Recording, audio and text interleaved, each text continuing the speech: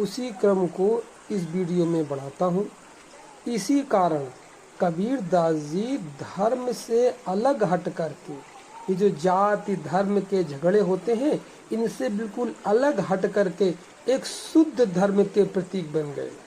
सच्चा अनुभव करना है जो जाति धर्म संप्रदाय वर्ग मान्यता इन सबसे ऊपर उठना पड़ेगा। हाँ, इतना जरूर है कि इस संबंध में कबीर दास जी बड़े ही सौभाग्यशाली रहे हैं। कुछ कारण ही प्रकृति का ऐसा बन गया कि पैदा कहीं हुए, कोई तालाब के किनारे छोड़ गया, पता नहीं किस जाति के थे, किस धर्म के थे, किस संप्रदाय के थे। इसी कारण वो किसी विशेष जाति धर्म से बंधे नहीं और इसी आधार पर ब्रह्मांड की विराट शक्ति जिसे परमात्मा कहते हैं उसका अनुभव कर लिया कबीरदास ने। और हम सब लोग क्या करते हैं? हम सब लोग अपनी अपनी परंपरा में बंध करके पूजा है, पाठ है, जप है, तप है, उपासना है, ये सब करते रहते हैं। अब अगर हमारा जन्म जो है हिंदू परिवार में हो गया तो हम श्री राम, श्री कृष्ण, ब्रह्मा, विष्णु, महेश, लक्ष्मी, दुर्गा, काली, सरस्वती आदि 33 करोड़ जो देवता हैं, समय समय के अनुसार विभिन्न देवी देवताओं की पूजा करने में पूरा जीवन लगा देते हैं। अब यहाँ पर थोड़ा समझना पड़ेगा कि जब सभी मानव एक से हैं और मानव को संचालन करने वाली शक्ति एक सी है, तो उनकी पूजा व अनुभव करने की विधि भी तो कोई एक ही होनी चाहिए। ऐसी ही विधि को मैं अंतर्राष्ट्रीय विधि कहता हूँ। यही एक ऐसी विधि है जो सभी मनुष्यों के लिए सुलभ है। किसी भी धर्म का हो, जाति का हो, संप्रदाय का हो, वर्ग का हो, मान्यता का हो, पढ़ा लिखा हो या गैर पढ़ा लिखा हो, कम आयु हो या अधिक आयु हो, स्त्री हो या पुरुष हो, कोई भी हो, सबके लिए सर्व सुलभ विधि है। और ऐसी ही विधि होनी ही चाहिए, क्योंकि धार्मिक ग्रंथ जितने भी होते हैं सर्व अपनी अपनी धार्मिक भाषा में ही लिखे होते हैं। अब जैसे हिंदुओं का धर्म है, हिंदुओं का जो हिंदू धर्म है उसके ग्रंथ आपको संस्कृत में मिलेंगे। तो क्या जिस व्यक्ति को संस्कृत आती नहीं है, मंत्रों का उच्चारण करना आता नहीं है, क्या उसका प्रभु से नाता नहीं जुड़ेगा? कोई व्यक्ति यदि शिक्षित नहीं है, अनपढ़ है, बेचारा अंगूठा टेक है, तो क्या उसके अंदर राग, द्वेष, प्रेम, हिंसा, आस्था, विश्वास ये सब नहीं है क्या? ये सारे के सारे उसके अंदर हैं। इन सब का शिक्षा से कोई संबंध नहीं है।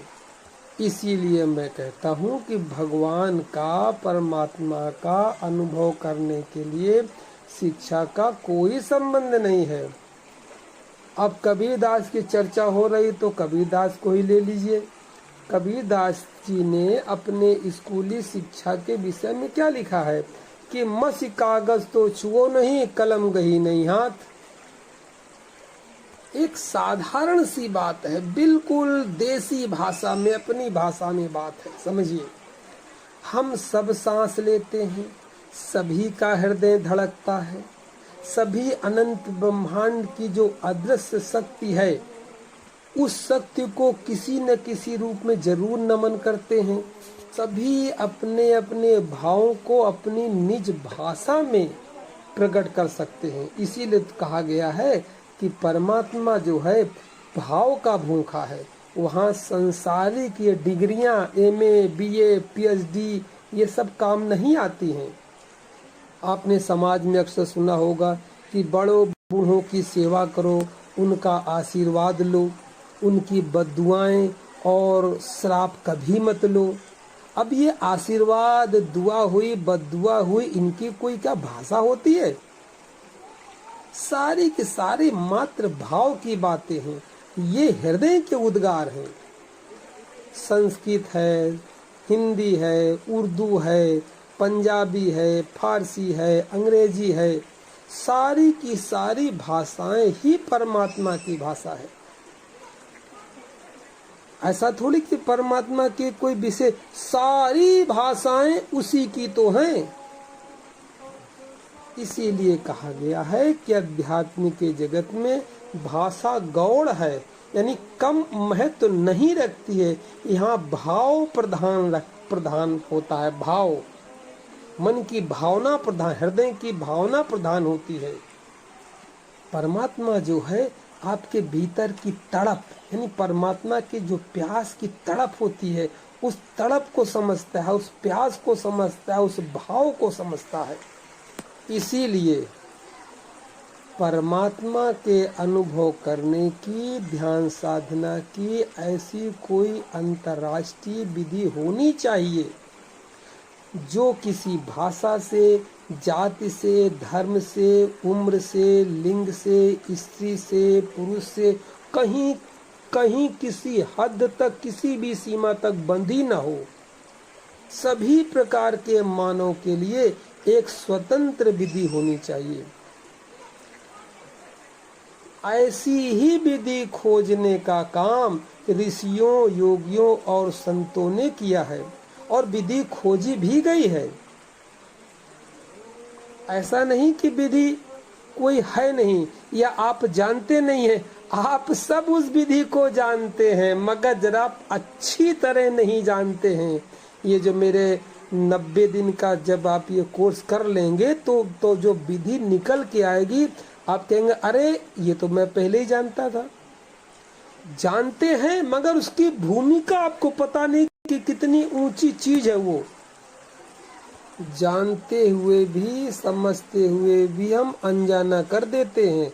उसको भी उसी विधि में शामिल कर लेते हैं जहाँ सारे 33 करोड़ देवता हैं, तो एक वहाँ वो विधि भी शामिल कर देते हैं।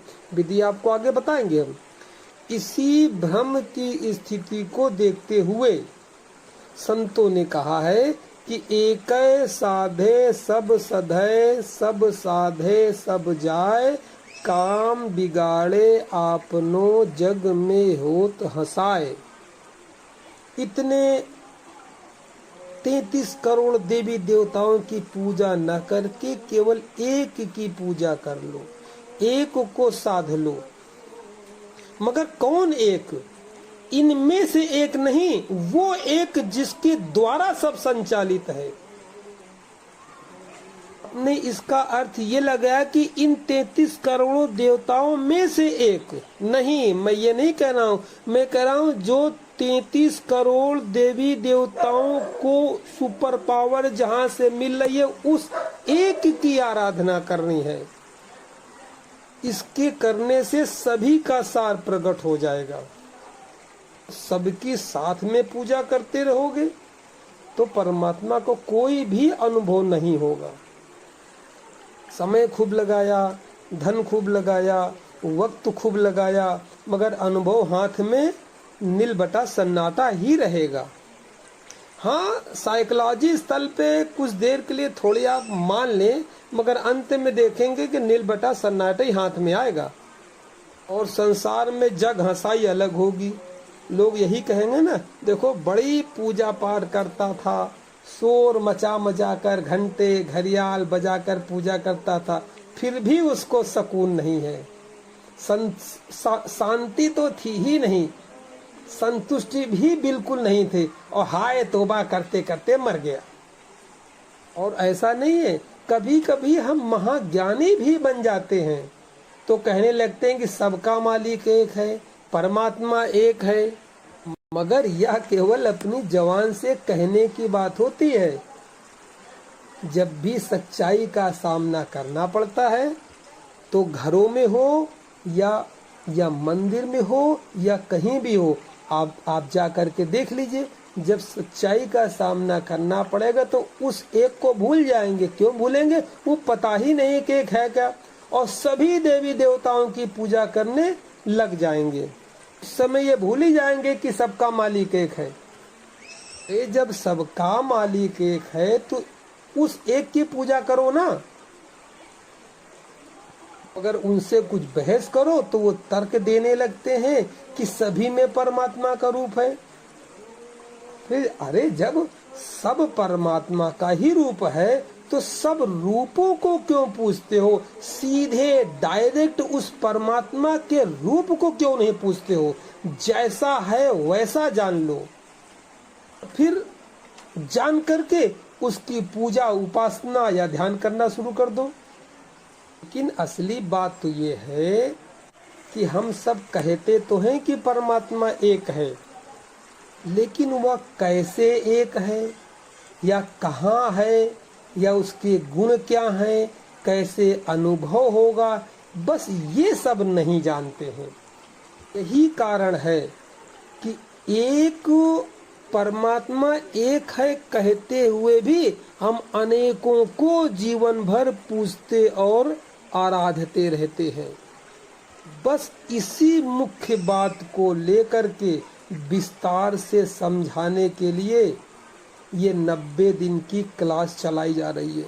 यदि 90 दिन आपने यानी क्रमांक भाग 1 से लगातार अगर सुनना चालू कर दिया तो आपके मस्तिष्क में बिल्कुल सेट हो जाएगा, पता चल जाएगा कि परमात्मा क्या, क्यों, कैसे, कहाँ, और ये 33 करोड़ देवी देवता क्या, सुप्रीम क्या, और सुप्रीम की पूजा क्या, और अंतर्राष्ट्रीय विधि क्या। सारी बात बिल्कुल क्लियर हो जाएगी। जब मस्तिष्क में यह बात क्लियर हो जाएगी, इसके पश्चात फिर ध्यान साधना की प्रयोगात्मक कक्षा लगेंगी। तब करेंगे तो मान लिया पहले भी आप ध्यान करते थे, फिर भी ध्यान करेंगे, मगर दोनों में अंतर है।